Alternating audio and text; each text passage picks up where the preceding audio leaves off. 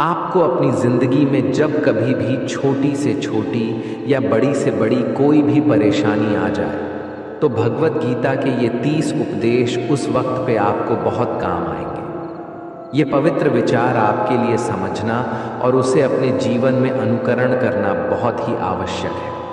और ये 30 उपदेश 30वें से शुरू होकर पहले उपदेश पे समाप्त होगी, इसलिए वीडियो को आखिर तक पूरा ध्यान से सुने ताकि आपके भी जीवन में कल्याण हो सके। गीता का 30वां उपदेश है अश्वमेव भुक्तव्यम कृतम कर्म शुभाशुभम। इसका मतलब है कि आपने कोई भी कर्म किया हो उसका फल आपको जरूर भोगना पड़ेगा। अगर आपने अच्छे कर्म किए हैं तो वो जाने अनजाने में किसी मुश्किल वक्त पे आपको वो अच्छे कर्म उस मुश्किल वक्त से बचा ही लेंगे। अगर आपने गलत कर्म किए हैं, पाप किया है, तो उसकी सज़ा भी आपको ज़रूर मिलेगी। तो इंसान कितना ही छुप कर कर्म करे, चाहे वो कितना ही चालाकी से कर्म करे, लेकिन कहते हैं ना, उस परमात्मा के ईश्वर के चारों तरफ कैमरे लगे हुए हैं। हमारे एक एक कर्म पर वो प्रकृति, वो परमात्मा अपनी दृष्टि बनाए रखते हैं। हमारे एक एक कदम का हिसाब होता है। इसे हम एक कहानी से समझाते हैं। एक गांव में 2 मित्र रहते थे।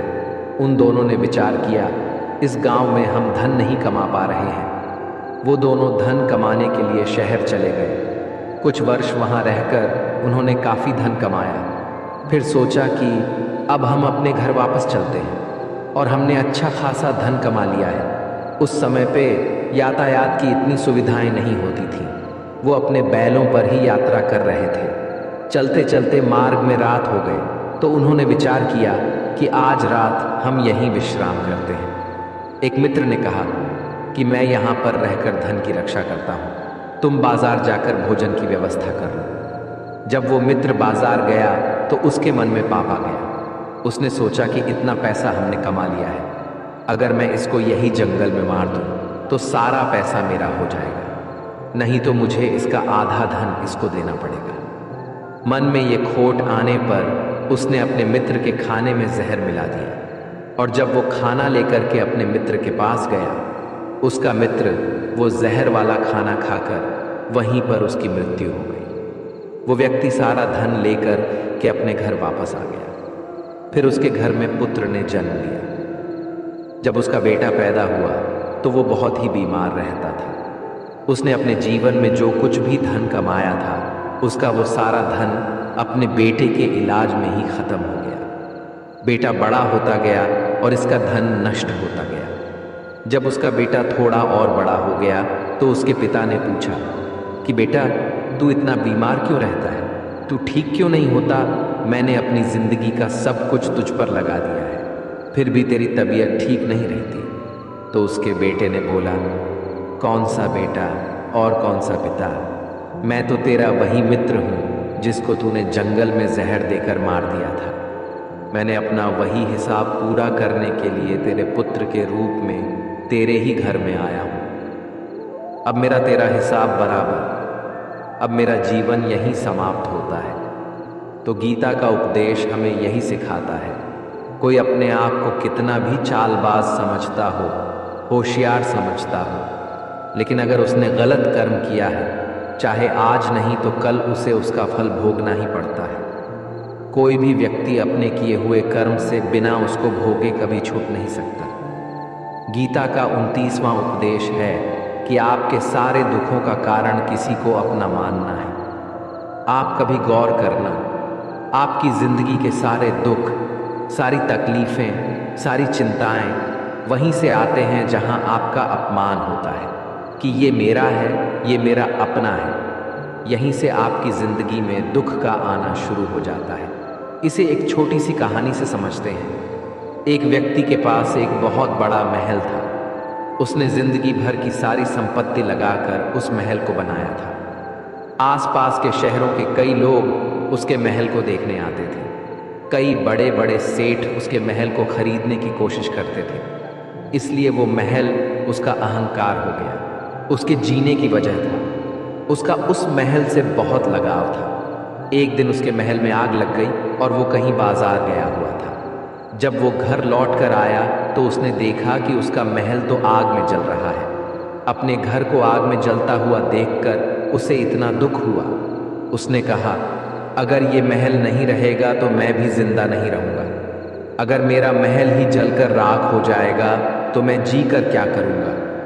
वो भी उसी आग में छलांग लगाने की कोशिश करने लगा तो किसी दूसरे व्यक्ति ने उसे रोक लिया और कहा कि भाई, ये जो तुम्हारा महल है, इस महल को तुम्हारे कल बेटे ने किसी और को बेच आया है। जब उसे पता चला कि ये महल अब मेरा नहीं किसी और का हो चुका है तो उसकी सारी चिंता खत्म हो गई। जैसे और लोग उस जलते हुए महल को देखकर तमाशा देख रहे थे, वैसे ये भी खड़ा हो गया। इतने ही देर में उसका बेटा आया। वो अपने बेटे को देखकर बहुत खुश हुआ। उसे आशीर्वाद देने लगा कि तेरे जैसा बेटा तो बहुत भाग्य वाले माता पिता को मिलता है। तुमने तो मेरी जिंदगी बचा ही ली। आज इस घर में आग लग रही थी और तूने कल ही इसका सौदा कर दिया। वो अपने पिताजी से कहने लगा कि पिताजी, इस महल के सौदे के लिए बात तो करने गया था, पर सौदा कभी पक्का हुआ ही नहीं है। जब उसके पिता ने ये सुना कि अभी इस महल का सौदा हुआ ही नहीं है तो वो दोबारा से फूट फूट कर रोने लगा और अपनी छाती पीटने लगा। महल वही है, इंसान वही है, लेकिन जब महल मेरा है तब वो दुख भी देता है, खुशी भी देता है। लेकिन जब वो मेरा नहीं है, उससे मेरा कोई रिश्ता नहीं है, तो सारे दुख खत्म हो जाते हैं। ऐसे ही जिंदगी में जब किसी जगह, किसी इंसान को, किसी रिश्ते को, किसी काम को हम अपना मान लेते हैं, मेरा मान लेते हैं, वो वहीं से सारे दुखों की शुरुआत होती है, वहीं से हर तकलीफ की शुरुआत होती है। तो श्रीमद् भगवद गीता का ये 29वां उपदेश यही कहता है कि आप जैसे ही किसी को अपनी जिंदगी जीने की वजह मान लेते हो, इसके बिना तो मैं जी ही नहीं सकता, तो फिर वो चीज़, वो इंसान, वो काम आपको बहुत दुख देता है। दोस्तों, इससे पहले कि हम 28वें उपदेश पर जाएं, आपसे विनती है कि अगर आप इस वीडियो से कुछ भी सीख रहे हैं तो इस वीडियो को एक लाइक कर दीजिए और इस चैनल को सब्सक्राइब कर लीजिए। तो फिर चलिए आगे बढ़ते हैं। गीता का 28वां उपदेश है कि आज मैं जीऊँ। हल्की चिंता करना छोड़ दो। जो भी व्यक्ति अपनी बीते हुए कल या अपने आने वाले कल में खोया हुआ रहता है, वो जिंदगी में कभी खुश नहीं रह सकता। आपको जिंदगी में खुशी सिर्फ और सिर्फ तब मिल सकती है जब आप वर्तमान में जी सकें, आज के आनंद को जी सकें। बीते हुए कल और आने वाले कल का कोई वास्तविक अस्तित्व नहीं होता। वो सिर्फ आपकी बुद्धि और आपके विचारों में होता है। उसे सिर्फ आप अपने मन के अंदर और बुद्धि के अंदर जीते हैं। उसकी कोई वास्तविकता इतनी नहीं होती। उसे सिर्फ आप अपने मन के अंदर और बुद्धि के अंदर जीते हैं। लेकिन जिससे आप वास्तविकता में जीते हैं वो आपका आज होता है, वो आपका चल रहा पल होता है। अगर आप अपने मन और बुद्धि को अपने भूतकाल और भविष्य काल में अटका कर रखेंगे तो याद रखना, आप कभी खुश नहीं रह पाएंगे। और अगर जिंदगी में खुश रहना चाहते हैं तो आज में और इसी पल में जीना सीखें। गीता का 27वां उपदेश है कि जो आपके साथ अधर्म करे, पाप करे, गलत करे, उसे दंड जरूर देना चाहिए। अगर आप उसे सहते हैं तो वो आपके साथ और गलत करता रहेगा। अगर आप उसे सहते हैं तो उसके पाप में आप भी भागीदार हो जाएंगे। अर्जुन श्री कृष्ण से कहने लगे कि जिनसे मैं युद्ध करने जा रहा हूँ ये सब मेरे भाई हैं, मेरे गुरुजन हैं। मैं इनके सामने कैसे हथियार उठाऊं, इनको कैसे मारूं? तो भगवान श्री कृष्ण ने अर्जुन से कहा कि जिन्हें तुम अपना मानते हो वो सभी अधर्मी हैं, वो पाप के पक्ष में खड़े हैं। और अगर तुम इनका वध नहीं करोगे, युद्ध नहीं करोगे, तो समाज में और भी पाप बढ़ जाएंगे। क्योंकि जब कोई ऐसे पापियों को नहीं रोकता है तो ये और भी ज़्यादा पाप करते हैं। ऐसे ही जब आपके साथ कोई गलत करता है, आपको चोट पहुंचाता है, दुख पहुंचाता है और वही आप चुपचाप रहते हो, तो उससे सामने वाले का मनोबल बढ़ जाता है। वो आपको कमज़ोर समझने लगता है और आपके साथ गलत करने का वो अपना हक समझने लगता है। लेकिन जब आप उसके गलत व्यवहार को, उसके अधर्म को रोक लेते हैं, उसका विरोध करते हैं, तब वो अपनी सीमा में रहना सीख जाता है। और यही कलयुग है। अगर इस जमाने में आपको खुश रहना है तो आपको अपनी रक्षा खुद ही करनी होगी। कोई आपके साथ गलत करे तो उसको कभी नहीं सहना रहना चाहिए, बल्कि उसका सामना करना चाहिए। गीता का 26वां उपदेश है कि किसी से भी हद से ज्यादा मोह कभी नहीं करना चाहिए। जिससे भी आप सबसे ज्यादा मोह लगाओगे, देखना वो आपको अवश्य रुलाएगा। मोह की वजह से ही आप किसी के पीछे मरते रहते हैं। मोह की वजह से ही आपको कई बार अपमान भी सहना पड़ता है, और कई लोगों को मोह की वजह से ही अपना अपमान दिखता भी नहीं है कि सामने वाला मेरी इज्जत तक नहीं कर रहा और मैं इसके पीछे मरा जा रहा हूँ। वो आपकी आंखों पे ऐसी पट्टी लगा देता है कि आपको सच और झूठ दिखाई ही नहीं देता। आपको किसी इंसान का चेहरा दिखाई नहीं देता।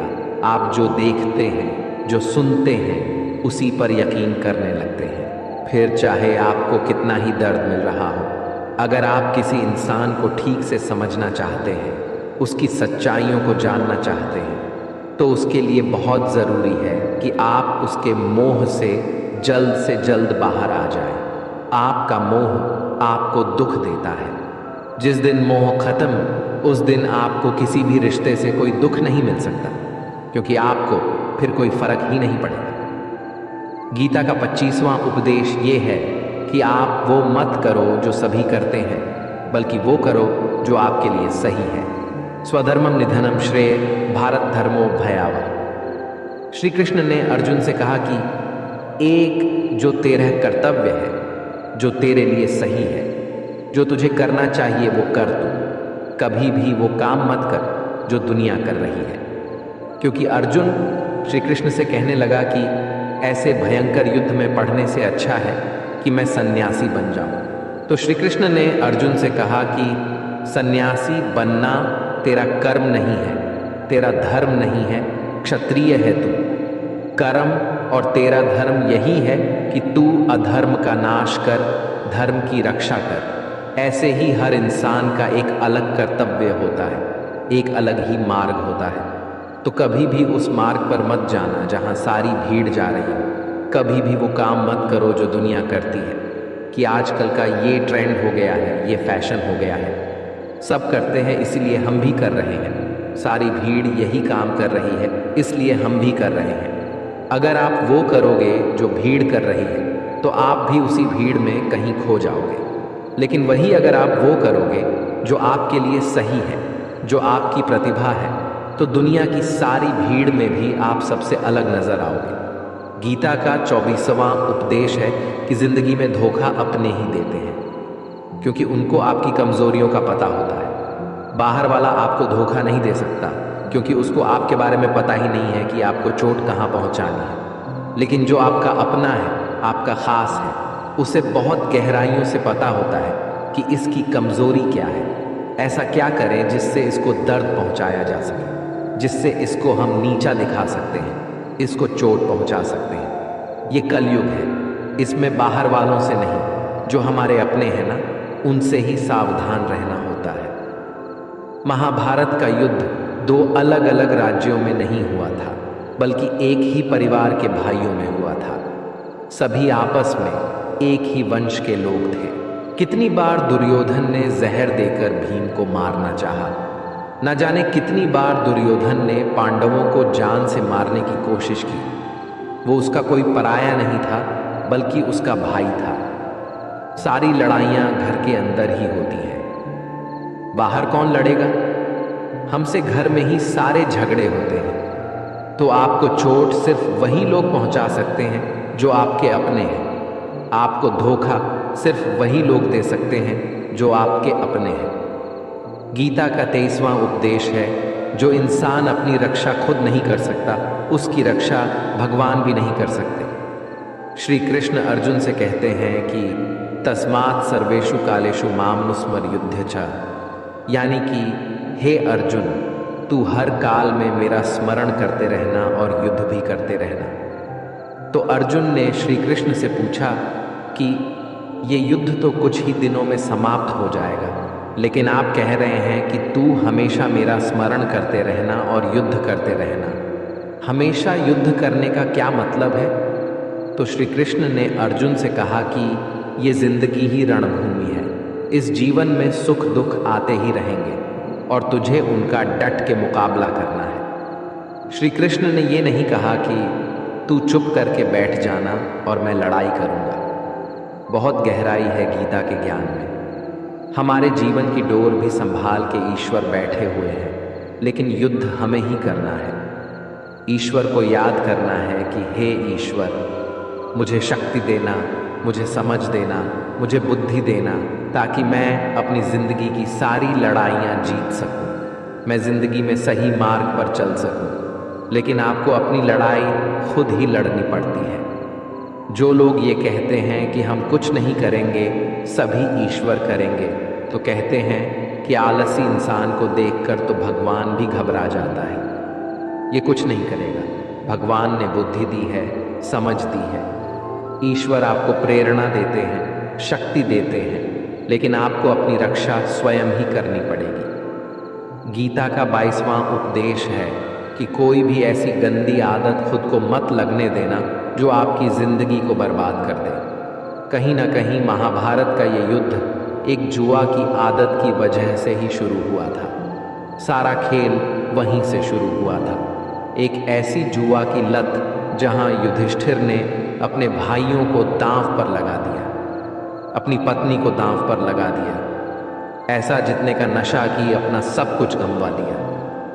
ऐसे ही हम भी अपनी ज़िंदगी में जब कोई ऐसी गंदी आदत लगा देते हैं, चाहे वो कोई भी हो, चाहे वो नशे की हो, मोबाइल की हो, किसी इंसान की हो, कोई गलत काम करने की हो, कोई भी गलत आदत जो आपको बर्बाद कर सकती है, अगर आप उसको नहीं छोड़ेंगे तो आपका सब कुछ खत्म हो जाएगा। इससे पहले कि आपकी आदत आपको खत्म कर दे, आप अपनी गलत आदतों को खत्म कर दीजिए। गीता का 21वां उपदेश ये है कि आलसी इंसान कभी कुछ हासिल नहीं कर सकता। अधिकतर लोग सिर्फ योजनाएं ही बनाते रहते हैं कि मुझे बड़ा घर चाहिए, मुझे बड़ी गाड़ी चाहिए, मैं दुनिया घूमना चाहता हूँ, मुझे ये चाहिए वो चाहिए। ये हर कोई सोच लेता है, लेकिन उस पर मेहनत करना, अपना कर्म करना वो नहीं करते। क्योंकि चाहना तो बहुत आसान है, लेकिन उसके लिए कर्म करते रहना वो बहुत मुश्किल है। हर कोई चाहता है कि मेरा शरीर फिट हो, लेकिन उसके लिए एक्सरसाइज करना वो आपको ही करना होगा। जो इंसान आलसी बन के बैठा रहता है तो उसे ना ही अच्छा शरीर मिलता है और ना ही अच्छा जीवन मिलता है। तो अगर ज़िंदगी में कुछ पाना चाहते हो तो आलस्य को अपनी ज़िंदगी से दूर कर देना। आलस्य के चलते ही आपको कुछ मिलने वाला तो नहीं, लेकिन जो आपके पास है ना, वो भी गवा दोगे। गीता का 20वां उपदेश ये है कि ज़िंदगी में अगर खुशी चाहते हो तो मन की गुलामी को त्याग कर दो। कई लोग कहते हैं कि हम करना तो बहुत कुछ चाहते हैं, लेकिन कुछ कर ही नहीं पाते। पता भी सब कुछ है कि क्या करने से हमारी ज़िंदगी बेहतर हो सकती है, क्या चीज़ है जो हमको नुकसान पहुंचा रही है, लेकिन फिर भी कुछ कर नहीं पाते। समझते सब कुछ है, लेकिन समझकर भी, चाहकर भी कुछ कर ही नहीं पाते। वो इसलिए होता है क्योंकि आप अपने मन के गुलाम बन चुके हो। लोग तो अपनी जीभ का भी स्वाद तक नहीं छोड़ पाते। फिर कहते हैं कि हम पतले नहीं हो पाते, फिट नहीं हो पाते, सक्सेस नहीं मिल रही है, क्योंकि जो आपको करना चाहिए आप वो करते ही नहीं हैं। आपका मन सब कुछ समझकर भी आपको वो करने ही नहीं देता। इसलिए ज़िंदगी में अगर आगे बढ़ना है तो अपने मन के अनुसार चलना छोड़ दो। जो आपके लिए सही है वो ही आपको करना चाहिए। गीता का 19वां उपदेश ये है कि जो आपका है वो आपको मिल के ही रहेगा, और जो नहीं मिला है उसके लिए रोना छोड़ दो।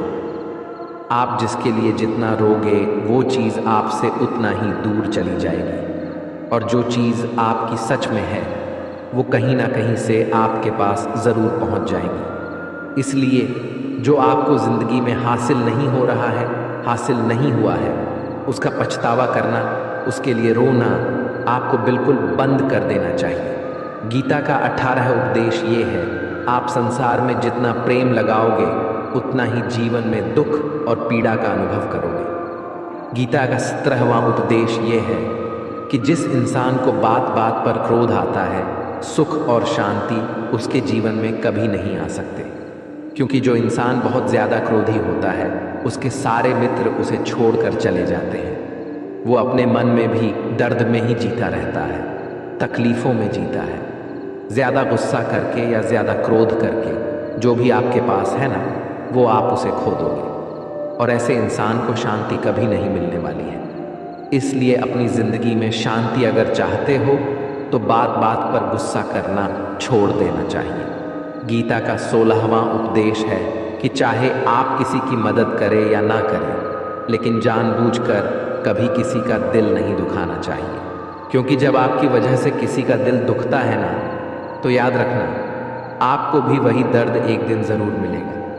लेकिन जब आप किसी का दिल दुखाते हैं तो आपको भले पता ना चलता हो, लेकिन जब कोई भी आपका दिल दुखाता है तब आपको समझ में आ जाता है कि दिल पर चोट लगने की वजह से कितना दर्द होता है। इसलिए चाहे आप किसी की मदद करो या ना करो, लेकिन किसी का दिल कभी भी नहीं दिखाना चाहिए। गीता का 15वां उपदेश ये है कि जो मुश्किल वक्त में, जो दुख के समय में आपका साथ दे, सिर्फ वही आपका अपना है। बाकी सब अपनेपन का नाटक करने वाले बहुत लोग होते हैं, बड़ी बड़ी बातें करने वाले बहुत लोग होते हैं कि हम आपसे बहुत प्रेम करते हैं। कोई भी दुख हो, कोई भी तकलीफ़ हो, हमें याद कर लेना। लोग दुख उठाने की बात करते हैं, लोग आने जाने की बात करते हैं, हाथ मिलाना तो ठीक से नहीं जानते और दिल मिलाने की बात करते हैं। जब सच में आपकी ज़िंदगी में तकलीफ़ आएगी ना, तब आपको समझ में आ जाएगा कि आपका साथ देने के लिए कौन खड़ा है और कौन भाग गया। क्योंकि उस समय पे सारे लोग भाग जाते हैं, क्योंकि लोगों को पता होता है कि ये व्यक्ति हमारे पास आया तो हमसे मदद ही मांगेगा और वो हमें कुछ दे नहीं पाएगा। लोग आपसे सिर्फ तभी रिश्ता रखते हैं जब आप उन्हें कुछ दे सकते हैं और आपसे उन्हें कुछ फ़ायदा हो सकता है। लेकिन जब लोगों को ये पता चल जाता है, ये समझ में आ जाता है कि उनको आपसे कोई फ़ायदा नहीं होने वाला, बल्कि उनको तो आपकी मदद करनी पड़ेगी, तो वो आपको दूर से ही देखकर भाग जाते हैं। इसलिए जो आपके मुश्किल वक्त में आपके साथ खड़ा हो, सिर्फ वही आपका अपना होता है। बाकी इस दुनिया में सब पराये होते हैं, क्योंकि सिर्फ अपना अपना कह देने से कोई अपना नहीं हो जाता। गीता का 14वां उपदेश है कि जो भी होता है अच्छे के लिए होता है, और जो हो रहा है वो भी अच्छे के लिए ही हो रहा है, और जो आने वाले भविष्य में होगा वो भी अच्छे के लिए ही होगा। वैसे ये बहुत गहरी बात है। कुछ चीज़ें ज़िंदगी में ऐसी होती है जो हमें लगता है कि मेरे साथ ही ऐसा क्यों हुआ, मेरे साथ ही होना था ये सब। लेकिन जब वो वक्त गुजर जाता है, एक दिन हमको समझ आ जाता है कि अगर हमारे साथ ये सब नहीं होता तो आज हम इस मुकाम पर नहीं होते। अगर मेरे साथ ये सब नहीं होता तो शायद हमारी ज़िंदगी और भी बर्बाद हो सकती थी। इसलिए अगर हमें ये समझ में आ जाए कि ज़िंदगी में जो कुछ भी हो रहा है वो सब अच्छे के लिए ही हो रहा है, तो जीवन में हमेशा खुश रहेंगे। गीता का 13वां उपदेश है कि हर काम को समझदारी से करना ही योग होता है। योगः कर्मसु कौशलम। कई लोग काम तो करते हैं लेकिन उन्हें हासिल कुछ नहीं होता।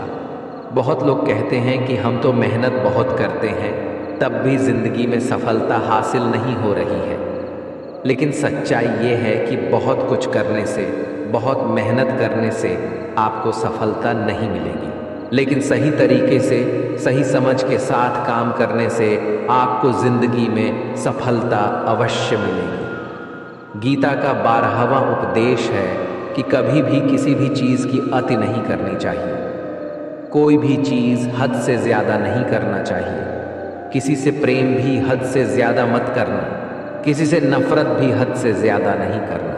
हद से ज़्यादा मीठा भी खराब हो जाता है, हद से ज़्यादा कड़वा भी खराब हो जाता है, हद से ज़्यादा आराम भी आपको बीमार कर सकता है, हद से ज़्यादा खाना भी आपको बीमार कर देगा, हद से ज़्यादा भूखा रहना भी आपको नुकसान ही पहुंचाएगा। और हद से ज़्यादा जागना भी आपको बहुत ज़्यादा नुकसान पहुंचाएगा। इसलिए जीवन को संतुलन के साथ जीना चाहिए। जैसे ही आप संतुलन को खो देते हैं, वैसे ही आपके जीवन में कोई ना कोई छोटी या बड़ी दुर्घटना हो जाती है। गीता का 11वां उपदेश है कि जिसे आप सबसे ज़्यादा महत्व दोगे, वो आपको कभी महत्व नहीं देंगे। आपने कभी गौर किया है कि आपका अपमान कौन लोग करते हैं कि आप जिसे सबसे ज़्यादा, हद से ज़्यादा महत्व देते हैं। दूसरों की इज्जत करना अच्छी बात है, पर दूसरों की अगर बहुत ज़्यादा इज्जत करेंगे, उनकी नज़र में आपकी इज्जत खत्म हो जाती है। इसलिए किसी को भी कभी भी अपना सब कुछ नहीं बनाना चाहिए कि तुम ही मेरे सब कुछ हो। जैसे ही आप किसी को अपना सब कुछ बना लेते हैं, तो आप उसके लिए कुछ भी नहीं रह जाते। इसलिए लोगों को इज्जत उतना ही देना चाहिए जितना वो हजम कर सके। हद से ज़्यादा इज्जत देना आपकी ही बेइज्जती करवा सकता है। गीता का 10वां उपदेश है जिसके साथ सत्य और ईश्वर की शक्ति है। चाहे सारी दुनिया उसके खिलाफ ही क्यों ना हो जाए, लेकिन अंत में जीत उसी की होती है। श्रीमद् भगवद गीता में कुल 700 श्लोक है और 18 अध्याय है। गीता का आखिरी श्लोक है, यत्र योगेश्वरः कृष्णो यत्र पार्थो धनुर्धरः तत्र सिरिरः विजय और भूति विधवाणी फिर मतिर्मम। धृतराष्ट्र बार बार संजय से पूछता था कि बताओ, युद्ध में कौन जीत रहा है, कौन हार रहा है, क्योंकि उसे विश्वास था कि भीष्म पितामह मेरे पक्ष में है, गुरु द्रोणाचार्य मेरे पक्ष में है और यहाँ तक कि कर्ण भी मेरे पक्ष में है, तो भला हमें कौन हरा सकता है। लेकिन संजय ने धृतराष्ट्र को कहा कि जहाँ ईश्वर है वहीं पर सकते हैं और हमेशा वही जीत होती है। चाहे आपके पास कितनी भी शक्ति क्यों ना हो, लेकिन सत्य और ईश्वर जिसके लिए खड़े हो जाए, उसे दुनिया में कोई भी नहीं हरा सकता।